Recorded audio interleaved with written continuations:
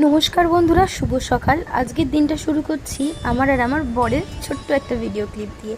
কারণ আজকে যাচ্ছিলাম আমরা দক্ষিণেশ্বরে পুজো দিতে। দেখতেই পেলে দুজনে সুন্দর হয়ে রেডি সেডি হয়ে বেরিয়ে গেছিলাম।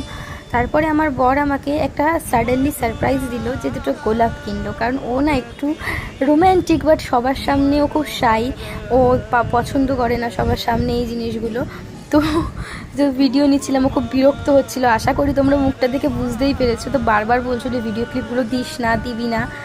তো তো তাও জোর জবরদস্তি আমি নিয়েছি। তো এরকম করে ভিডিও করতে করতে আসছিলাম বলে খুব রেগে যাচ্ছিল। তো তারপরে আমরা চলে আসলাম দক্ষিণেশ্বর মন্দিরের কাছে। ও একটুও হাঁটতে পছন্দ করে না। দেখো আমরা টোটো করে এসেছি, যেখানে বাস থেকে নেমেছি সেখান থেকে মন্দির পর্যন্ত টোটো করে। তারপরে ঢুকেই এই রামকৃষ্ণদেবের এই মূর্তিটা দেখে আমার যে কি ভালো লাগে, আমার আলাদাই একটা শান্তি হয়।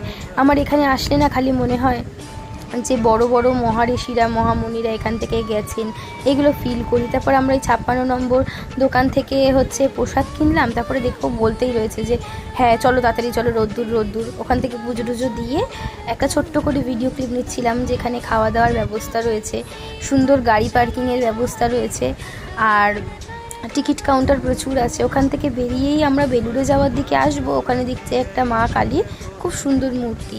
তো ওখান থেকে বেলুড়ে যাওয়ার জন্য আমরা ওটা মনে হয় ফেরিঘাটে এসেছি। এত সুন্দর একটা আবহাওয়া চলছিল, আমাদের কি বলবো, আলাদাই একটা ফিলিংস কাজ করছিল দুজনের মধ্যে, যে কি সুন্দর একটা পরিস্থিতি, পরিবেশটা খুব সুন্দর। পুজো আসছে, শরৎকাল। তারপরে আমরা সুন্দর করে একটা ভিডিও ক্লিপ নিতে চেষ্টা করলাম, বাট আমার বর একদমই পছন্দ করে না। দেখো কীরকম করছে মুখ চোখ। লাস্টে আমি বাধ্য হয়ে বন্ধ করে দিয়েছি, জানো তো, একটু রাগই হয়েছিল আমার। তারপরে চারিদিকের আবহাওয়াটা এত সুন্দর লাগছিল, আকাশে মেঘগুলো কি সুন্দর খেলে বেড়াচ্ছিল। এই যে ভিডিওটা দেখছো না, হাঁটছি দুজনে, এইটা করতে চাইছিলই না, একদমই না। আমার অনেক জোড়াজুড়ির পর করেছে। তারপরে আমাকে বলছে কি, তুই তো নাটা, তুই গাছের তলায় ঢোক, দেখি গাছটা কত লম্বা হয়েছে। না তুই লম্বা হয়েছিস, দেখো আমাকে গাছের তলায় ঠেলে ঢুকিয়ে দিল, ঝাউ গাছগুলোর তলায়। বলছে চ দেখি কীরকম লম্বা তুই। তারপর ওরকম করতে করতে আমরা আসলাম বেলুড়ে। ওখানে তো কোনো ভিডিও নিতে দেয়নি। ওখানে যাই হোক কিছুক্ষণ ছিলাম, বেশিক্ষণও না, 10-15 মিনিট ছিলাম। আবার আমরা ফেরিঘাটে চলে আসলাম বাড়ি আসার জন্য, কারণ সেই দিন ছিল রাধাষ্টমী। বাড়ি এসে আমায় পুজো দিতে হতো। বাড়ির জন্য রওনা দিলাম। বাড়ি চলে এসে এত বিধ্বস্ত লাগছিল, আর সেই দিন এত পরিমাণে গরম ছিল, কিচ্ছু বলার ছিল না।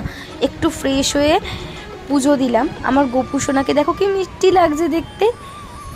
তারপরে মাথায় অনেকটা তেল দিয়েছি, কারণ বিকেলে ছিল আমার নাচের ক্লাসে যাওয়ার। আমি ভুলেই গিয়েছিলাম, ভুল করে অনেকটা তেল দিয়ে দিয়েছি। দিয়ে এত মাথা যন্ত্রণা করছিল।